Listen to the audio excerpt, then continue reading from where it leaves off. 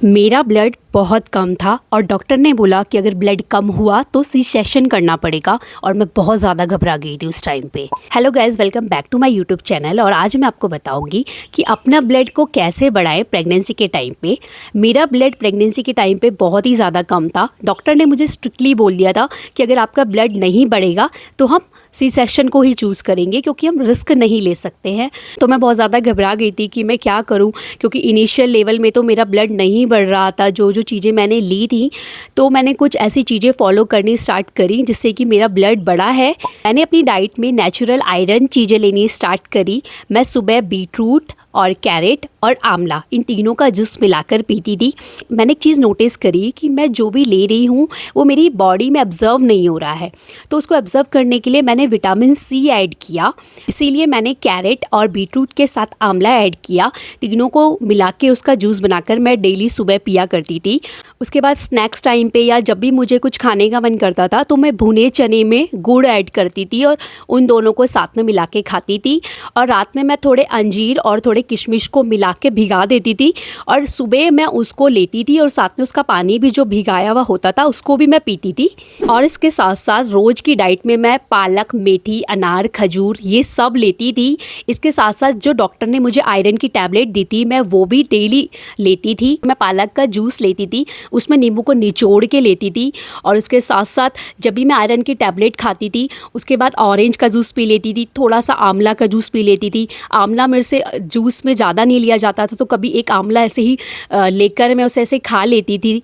और भी बहुत सारे ऐसे फ्रूट हैं जो विटामिन सी रिच हैं। कोशिश करो कि आप आयरन अपनी बॉडी में लो। जितने भी फ्रूट्स और ऐसी वेजीज़ होती हैं जिसमें आयरन होता है वो आप ज़्यादा से ज़्यादा लो। और उसके साथ साथ आप विटामिन सी का इंटेक करो, उसमें नींबू निचोड़ के उसको लेना स्टार्ट कर दो, जिससे कि आपकी बॉडी में आयरन टिका रहेगा। एक और चीज़ मुझे अपने डॉक्टर से पता लगा कि जो चाय और कॉफ़ी होती है वो हमारी बॉडी में आयरन को एब्जॉर्व नहीं करने देती है। मैंने थोड़ा चाय और कॉफ़ी लेना थोड़ा कम कर दिया। कभी कभी मेरा चाय पीने का बहुत मन करता था तो मैं ध्यान देती थी कि मैं उसको नाश्ते के कम से कम 2 घंटे के गैप में ले रही हूँ चाय को। और मैक्सिमम मैंने ध्यान दिया कि मैं इनको ज़्यादा ना लूँ, क्योंकि ये मेरी बॉडी में आयरन को एब्जॉर्ब नहीं होने दे रहे हैं, जिससे कि मैं ये सब कुछ ले तो रही हूँ लेकिन ये मेरी बॉडी में कहीं लग नहीं रहा है। एक और चीज़ है गट एंड डाइजेशन। अगर हमारी बॉडी हमारे फूड को अच्छे से डाइजेस्ट नहीं कर रही है तो ऑब्वियसली वो सब चीज़ें हमें नहीं लगेंगी। तो मैंने वो भी ध्यान दिया। मैं जब भी नाश्ता करती थी तो एकदम से पानी नहीं पीती थी, क्योंकि वो भी हमारी डाइजेशन में एक थोड़ा प्रॉब्लम क्रिएट करता है। तो ये छोटे छोटे स्टेप्स फॉलो करने से मेरे डाइजेशन में भी काफ़ी मुझे हेल्प मिली। Last but not least sunlight. मैं सनलाइट से मुझे हेट है, पता नहीं क्यों। मैं पहले से ही सनलाइट को लेना पसंद नहीं करती हूँ, लेकिन जैसे मैंने कहा विटामिन सी हमको बहुत ज़्यादा ज़रूरत होती है हमारे आयरन की एब्जॉर्व करने में।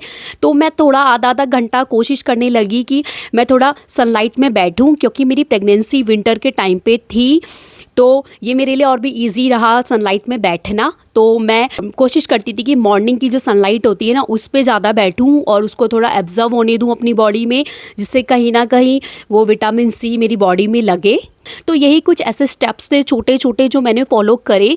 और इसके 1 महीने बाद ही जब मैंने टेस्ट करवाया तो मेरा ब्लड 9 से 10.5 हो गया था, जो कि काफ़ी ज़्यादा ठीक था डॉक्टर के अकॉर्डिंग।